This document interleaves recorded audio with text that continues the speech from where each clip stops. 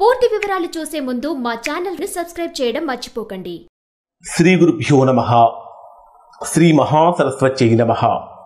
ఓం నమః శివాయ. Narayana Sastry astrology channel వీక్షిస్తున్నటువంటి ప్రేక్షక మహాశీలకు స్వాగతం, సుస్వాగతం. ఈరోజు మనము 2025వ సంవత్సరం మార్చి 30వ తేదీన మనము శ్రీ విశ్వావసునామ సంవత్సరం ఉగాది జరుపుకున్నాం. మార్చి 30వ తేదీ నుంచే శని రాహుగ్రహాల యొక్క కలయిక ప్రారంభమైనది. ఈ శని రాహుగ్రహాల యొక్క కలయిక ఎప్పటి వరకు ఉంటుందంటే 2025 మే 18వ తేదీ వరకు కూడా శని రాహుగ్రహాల యొక్క కలయిక ఉంటుంది. అంటే సుమారుగా 50 రోజుల పాటు శని రాహుగ్రహాలు కలుస్తాయి. ఈ శని రాహుగ్రహాలు కలిస్తే ఏమవుతుంది? శని రాహుగ్రహాలు రెండు గ్రహాలు కూడా పాపగ్రహాలు. సహజంగా జ్యోతిష శాస్త్రంలో శనివత్ రాహు అంటారు. అంటే శని భగవానుడు ఏదైతే ఫలితాలు ఇస్తాడో అటువంటి ఫలితాలనే రాహు కూడా ఇస్తాడు.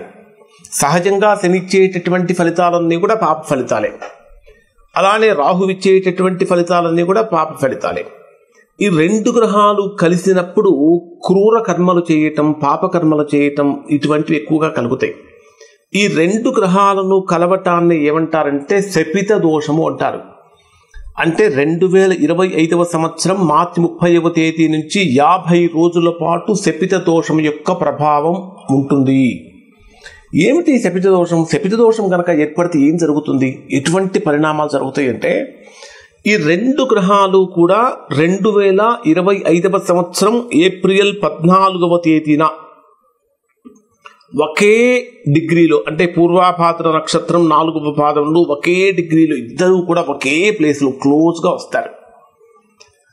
ఈ రెండు గ్రహాలు ఒకే దగ్గరకు వచ్చినప్పుడు ఏం జరుగుతుందంటే ప్రపంచంలో అల్లకొల్లలు సృష్టించబడుతుంది.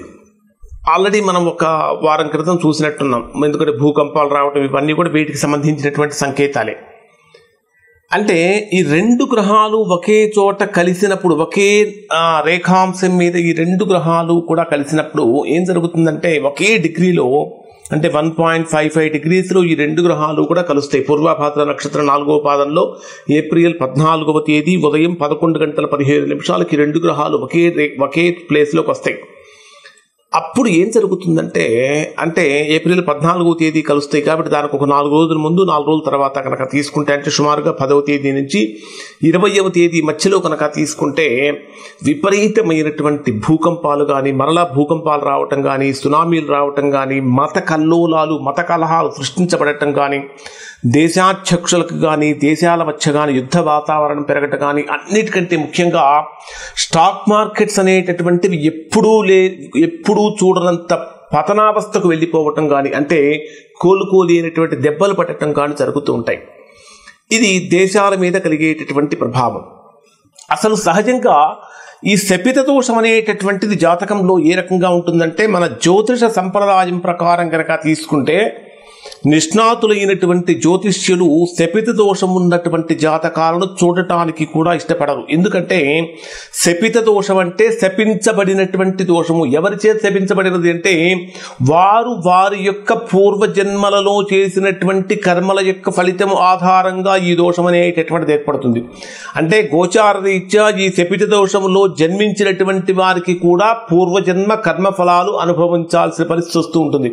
అంటే ఖచ్చితంగా ఈ మార్చి 30వ తేదీ నుంచి 2025 మే 18వ తేదీ మధ్యలో పుట్టినటువంటి అందరికీ కూడా ఈ శపిత దోషం యొక్క ప్రభావం ఉంటుంది. అలానే శపిత దోషంతో పాటు కాలసర్ప దోషం కూడా వచ్చింది. ఇప్పుడు మనకు కాలసర్ప యోగం కూడా వచ్చింది. మార్చి 30వ తేదీ నుంచి ఏప్రిల్ 13వ తేదీ రాత్రి వరకు కూడా కాలసర్ప దోషం కూడా ఉంది. అంటే శపిత దోషంతో పాటు కాలసర్ప దోషం కూడా ఉన్నప్పుడు దీని యొక్క ప్రభావం మరింత ఎక్కువగా ఉంటుంది. అంటే గోచార రీత్యా శని రాహు గ్రహాలు రెండూ కూడా ఒకే స్థానంలో కలిసినప్పుడు ఈ దోషం యొక్క తీవ్రత ఎక్కువగా ఉంటుంది. ఇది కలిసినప్పుడు ఏం జరుగుతుందంటే ఆ లగ్నాన్ని బట్టి, ఆ స్థానాన్ని బట్టి వాటి యొక్క ఫలితం చాలా తీవ్రంగా ఉంటుంది అని చెప్పాలి. ఇది ఒక రకంగా చెప్పాలంటే యోగమా అవయోగమా అంటే అవయోగమే. కానీ మనకు జ్యోతిష శాస్త్రంలో ప్రతిదీ, అంటే మంచి చేసేదా అన్నైనా చెడు చేసేదా అన్నైనా సరే యోగమనే చెప్తారు. అంటే మనకు మంచి జరిగినా చెడు జరిగినా దాన్ని యోగంగానే భావిస్తారు. అంటే మన కర్మ ఫలితం ఆ రకంగా తీరిపోతుంది. ఎవరి జాతక చక్రంలో అయితే శని రాహు గ్రహాల యొక్క కలయిక ఏర్పడుతుందో దానిని అసలు జ్యోతిష పండితులు చూడటానికి కూడా ఇష్టపడరు. ఎందుకంటే ఆ కర్మ ఫలితం యొక్క తీవ్రతను, ఆ శపిత దోషం యొక్క తీవ్రతను కనుక తగ్గించడానికి ప్రయత్నిస్తే దాని ప్రభావం చూసేటటువంటి వారి మీద కూడా పడుతుందని మనకు జ్యోతిష శాస్త్రం చెబుతుంది. మరి ఇటువంటి సందర్భంలో వ్యక్తులకు ఏ రాసుల వారి మీద దీని యొక్క ప్రభావం ఎక్కువగా ఉంటుంది అంటే ప్రధానంగా 5 రాసుల వారి మీద దీని యొక్క ప్రభావం అత్యంత బలంగా ఉంటుంది. మే 18వ తేదీ వరకు 50 రోజుల పాటు ఈ 5 రాసుల వారికి కూడా తీవ్రమైనటువంటి శపిత దోషం యొక్క ప్రభావం ఉంది. ఈ శపిత దోషం కనుక ఏర్పడితే ఏం జరుగుతుందంటే ఆర్థికమైనటువంటి నష్టాలు పెరిగిపోతూ ఉంటాయి, మానసికమైనటువంటి రుగ్మతలు పెరిగిపోతూ ఉంటాయి, మనశ్శాంతి ఉండదు. మీ ప్రమేయం లేకుండానే మీకు సంబంధం లేనటువంటి విషయాలను మీరు జోక్యం చేసుకోవడం వలన మానసికమైనటువంటి ఆందోళన పెరిగిపోతుంది, శారీరకమైనటువంటి సమస్యలు కలుగుతాయి. అనారోగ్యం అనేటటువంటిది ఎంత ప్రయత్నించినా కూడా వైద్యులకు కూడా అందనటువంటి విధంగా మారుతుంది. శరీరం అంటే ఎన్ని టెస్టులు చేయించినప్పటికీ కూడా మీకు ఎక్కడా దోషం కనిపించదు, ఎక్కడా కూడా అంటే రోగం ఏమిటో నిర్ధారణ కాదు. అయినప్పటికీ కొంతమంది వ్యక్తులు తీవ్రంగా మథన పడుతూ ఉంటారు, బాధపడుతూ ఉంటారు. కుటుంబపరమైన సమస్యలు, భార్యాభర్తల మధ్య నిత్యం కలహాలాడుకోవటం కానీ, సమస్యలు పెరగటం కానీ జరుగుతూ ఉంటుంది. వ్యాపారపరమైనటువంటి నష్టాలు కూడా కలుగుతూ ఉంటాయి. శత్రువులు పెరిగిపోతూ ఉంటారు, మంచి చేసినా చెడే జరుగుతూ ఉంటుంది, శత్రు సమస్యలు పెరిగిపోతూ ఉంటాయి. ముఖ్యంగా చెప్పాలంటే చదువు మీద శ్రద్ధ తగ్గిపోతూ ఉంటుంది, కుటుంబం మీద శ్రద్ధ తగ్గిపోతూ ఉంటుంది. ఇంకా చెప్పాలంటే అన్నింటికంటే ప్రధానమైనటువంటి శని రాహు గ్రహాల యొక్క కలయిక అబద్ధాలకు బానిసలైపోతూ ఉంటారు. సులభంగా సంపాదించేటటువంటి మనీకి ఎక్కువగా వీళ్ళు అట్రాక్ట్ అయిపోతూ ఉంటారు. బెట్టింగ్స్ కానీ, జూదం కానీ, పేకాట కానీ, ఈ వ్యసనాలకు ఎక్కువగా బానిసలైపోతూ ఉంటారు. ఈ శపిత దోషంలో ఇంకా ఎవరికైతే స్త్రీ వ్యామోహం కూడా ఉంటున్నటువంటి వారు ఇంకా తీవ్రమైనటువంటి పతనావస్థకు చేరతారు. కాబట్టి వీటన్నిటినీ కూడా కంట్రోల్లో పెట్టుకోవాలి. ఈ శపిత దోషం అనేటటువంటి శపించబడినటువంటి దోషం.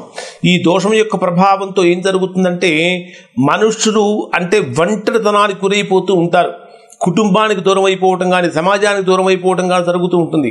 ముఖ్యంగా చెప్పాలంటే దూర ప్రాంతాల్లో, దూర దేశాలలో బతకాల్సినటువంటి పరిస్థితులు కూడా ఇక్కడ ఈ శపిత దోషం యొక్క ప్రభావంతో కలుగుతూ ఉంటుంది. ఇది సహజంగా 12 సంవత్సరాలకు ఒకసారి శపిత దోషం ఏర్పడుతుంది. 12 సంవత్సరాలకు ఒకసారి ఈ శపిత దోషం అంటే 12 సంవత్సరాలకు ఒకసారి శని రాహు గ్రహాలు కలిసిన ప్రతిసారి కూడా ఇలాంటి విపరీతమైనటువంటి అంటే ఉగ్రవాదుల దాడులు కానీ, టెర్రరిస్టుల యొక్క దాడులు కానీ, ఇంకా చెప్పాలంటే కొన్ని రకాలైనటువంటి యుద్ధ వాతావరణం కానీ, శత్రు దేశాలతో అంటే పొరుగు దేశాలతో సమస్యలు కానీ, అనేక రకాలైనటువంటి భయానక భీభత్సాన్ని సృష్టించేటటువంటి అంటే ప్రకృతి విలయతాండవం చేస్తుంది అని చెప్పటానికి శపిత దోషం ప్రధానమైనటువంటి ఎగ్జాంపుల్. అంటే ఈ 2 గ్రహాలు కనుక కలిస్తే ప్రకృతే విలయతాండవం చేస్తుంది, ఆర్థిక వ్యవస్థ కూడా పతనావస్థకు పోతుంది. కాబట్టి అంటే వ్యక్తులు కూడా జాగ్రత్తలు పాటించాలి.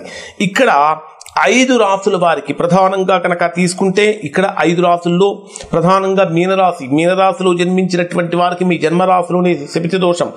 మేషరాశి వారిని కనుక తీసుకుంటే మీ జన్మరాశికి 12వ స్థానంలో శపిత దోషం. సింహరాశి వారిని కనుక తీసుకుంటే సింహరాశికి 8వ స్థానంలో శపిత దోషం. కన్యారాశి వారిని కనుక తీసుకుంటే 7వ స్థానంలో శపిత దోషం. ధనుర్రాశి వారిని కనుక తీసుకుంటే 4వ స్థానంలో శపిత దోషం. కుంభరాశి వారి కనుకైతే 2వ స్థానంలో ధనస్థానంలో కుటుంబ స్థానంలో శపిత దోషం. అంటే ప్రధానంగా ఈ 6 రాసుల వారికి 5, 6 అంటే కుంభరాశి వారికి కూడా దీని తీవ్రత ఉంటుంది. 6 రాసుల వారి మీద వీరి యొక్క ప్రభావం చాలా ఎక్కువగా ఉంది. ఈ 6 రాసుల వారు ఎటువంటి పరిహారాలు చేసుకోవాలి, ఎటువంటి ఫలితాలు పొందుతారు అనేటటువంటి ఒక ప్రత్యేకమైనటువంటి వీడియోలో తెలియజేస్తాను. ఇది శపిత దోషానికి సంబంధించినటువంటి వివరణ. శుభం.